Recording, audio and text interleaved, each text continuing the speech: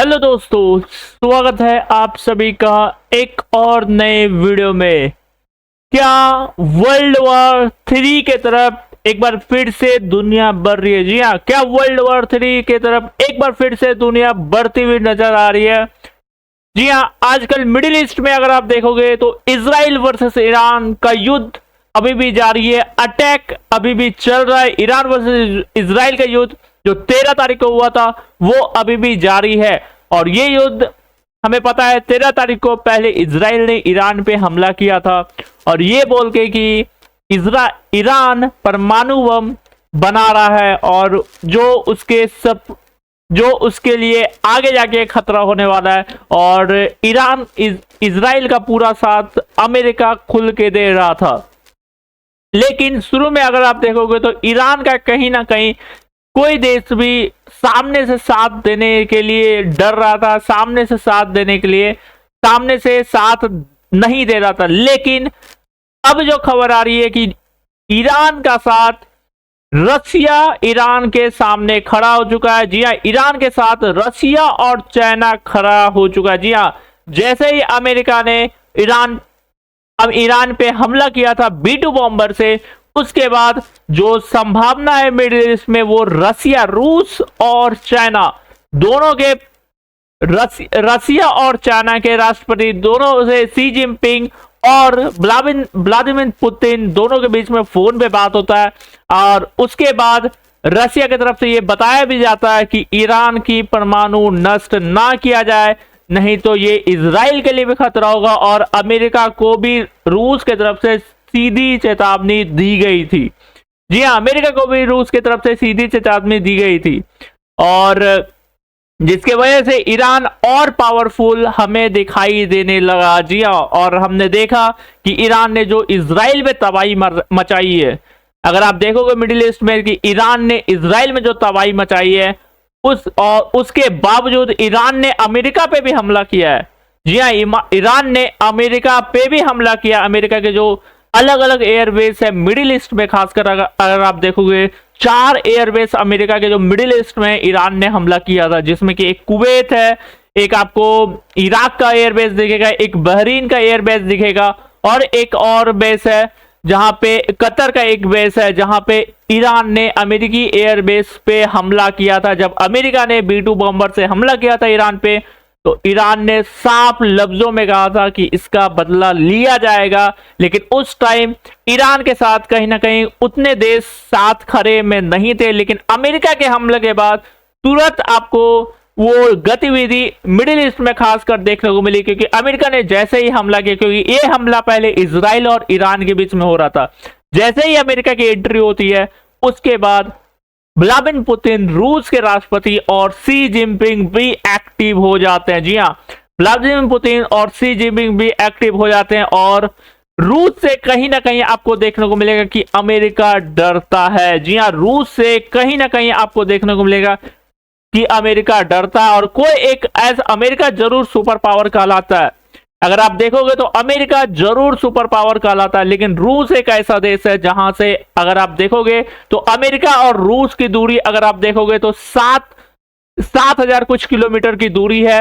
और रूस की जितनी भी मिसाइल है सारे अमेरिका के कोई भी शहर को वो टारगेट कर सकती है। वहीं से रूस से ही अमेरिका के सारे शहर को रूस की मिसाइलें टारगेट कर सकती है। और ये बताया भी जाता है कि रूस के पास 5 ऐसी मिसाइलें हैं। जी हाँ, 5 ऐसी मिसाइलें हैं जो अमेरिका के कोई भी एयर डिफेंस आज तक नहीं रोक पाएगी। ये बताया जाता है कि रूस के पास 5 ऐसी मिसाइलें हैं जो अमेरिका की कोई भी एयर डिफेंस उसके सामने नाकाम होगा। उसके अलावा भी 5 मिसाइलों के जो आज तक ये भी बताया जाता है, वो जो 5 मिसाइलें हैं रूस की, वो आज तक कोई भी युद्ध में नहीं यूज हुआ है। जी हाँ, अगर आपको ये लग रहा है कि अगर रूस के पास इतने खतरनाक मिसाइल है तो यूक्रेन को अभी तक रूस ने क्यों खत्म नहीं किया? यूक्रेन के साथ जो रूस की लड़ाई हुई, यूक्रेन के अटैक में रूस ने अभी तक कोई भी ऐसी घातक मिसाइलें अभी तक यूज नहीं की है।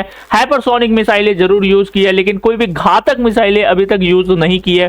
जो आमतौर पे अलग देशों में भी मिसाइलें हैं, जैसे ईरान पे पास भी कुछ हाइपरसोनिक मिसाइलें हैं, वो सारी मिसाइलें रूस ने यूज की है। रूस के पास एक किंजल नाम की हाइपरसोनिक मिसाइल है जो और भी घातक मिसाइल है, या सबसे घातक माना जाता है अभी दुनिया में। अगर आप देखोगे तो सबसे घातक हाइपरसोनिक मिसाइल रूस के पास किंजल मिसाइल माना जाता है अभी एक नंबर पे। दूसरा एक सबसे घातक हाइपरसोनिक मिसाइल माना जाता है वो चाइना का एक मिसाइल आता है, और तीसरे नंबर पे यूनाइटेड स्टेट का, अमेरिका का हाइपरसोनिक मिसाइल माना जाता है। अगर दोनों की अगर बराबरी करे, रूस और अमेरिका के अगर सीधी टक्कर में बराबरी करे, तो अमेरिका कभी भी नहीं चाहता कि रूस से आमना सामना सीधे तौर पे हो, क्योंकि अमेरिका के पूरा शहर, पूरा अमेरिका रूस के रिडार पे आता है। जी हाँ, 7,000 किलोमीटर जरूर दूर है, लेकिन पूरा अमेरिका रूस के रिडार पे आता है, जिसके वजह से अमेरिका कभी भी नहीं चाहता कि रूस के आमने सामने 1v1 लड़ाई हो। और यही कहीं ना कहीं बताया जा रहा है कि पुतिन जैसे ही, रूस जैसे ही ईरान का साथ दिया, जबकि अमेरिका की अगर आप हिस्ट्री देखोगे तो कोई भी अमेरिका पे आज तक हमला करता है तो अमेरिका उसका रिटेलिएट कहीं ना कहीं बहुत भयावह देता है। लेकिन ये पहली बार बोल सकते हो ये जैसा हो रहा है अब मिडिल ईस्ट में, ये अब वो चेंजेस हमें देखने को मिल रही है। क्योंकि कल कुछ दिन पहले, 1-2 दिन पहले ईरान ने अमेरिका की एयरबेस पे हमला किया था। 4 एयरबेस को, अमेरिका की 4 एयरबेस पे ईरान ने हमला किया था। हालांकि जताया जा रहा है कि अभी भी अमेरिका हमला कर सकता है, रिटेलिएट कर सकता है, बट अमेरिका की तरफ से जो बयान आया था कि हम इसका जवाब नहीं देंगे, और वो कहीं ना कहीं वो रूस से रिलेटेड माना जा रहा है, क्योंकि रूस ईरान का पूरी तरीके से साथ दे रहा है। रूस के तरफ से, व्लादिमीर पुतिन के तरफ से बयान भी आया है कि ईरान के परमाणु ठिकानों पे हमला ना किया जाए। इजराइल को भी रूस ने चेतावनी दी है, और अमेरिका को रूस ने भी चेतावनी दी है। और रूस के पास जो घातक मिसाइलें हैं, जिसके वजह से कहीं ना कहीं अमेरिका पीछे हटता है, 2 कदम कहीं ना कहीं अमेरिका पीछे हटता है। नहीं तो अमेरिका सुपर पावर जरूर है, लेकिन कहीं ना कहीं रूस से अमेरिका कहीं ना कहीं पीछे हटता है बार बार। जी हाँ, और जिसके वजह से ये आशंका है कि अभी अगर इसके बाद, हालांकि डोनाल्ड ट्रंप जो राष्ट्रपति अमेरिका के, उनके बारे में हालांकि कुछ संभावना लगाना वो थोड़ा अलग होगा, क्योंकि डोनाल्ड ट्रंप, हमने पहले भी देखा है जब 2 हफ्तों की डोनाल्ड ट्रंप ने मोहलत दी थी ईरान को, उसके बाद 2 दिन के बाद ही हमला कर दिया था B2 बॉम्बर से। तो डोनाल्ड ट्रंप की थोड़ा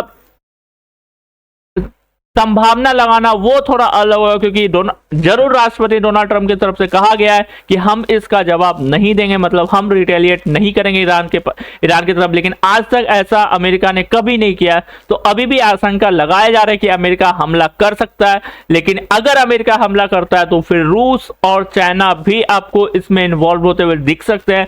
तो क्या वर्ल्ड वॉर 3 की तरफ यहाँ पे एक बार फिर से दुनिया जाती हुई दिखाई दे रही है? जी हाँ, क्या वर्ल्ड वॉर 3 एक बार फिर से वर्ल्ड वॉर 3 की और एक बार फिर से दुनिया जाती हुई दिखाई दे रही है? क्योंकि इस युद्ध के कारण, इजराइल ईरान के युद्ध के कारण, वैसे भी बहुत सारी चीजें, अब अगर आप देखोगे विश्व में तो बहुत सारी चीजें महंगाई होती जा रही, खासकर तेल।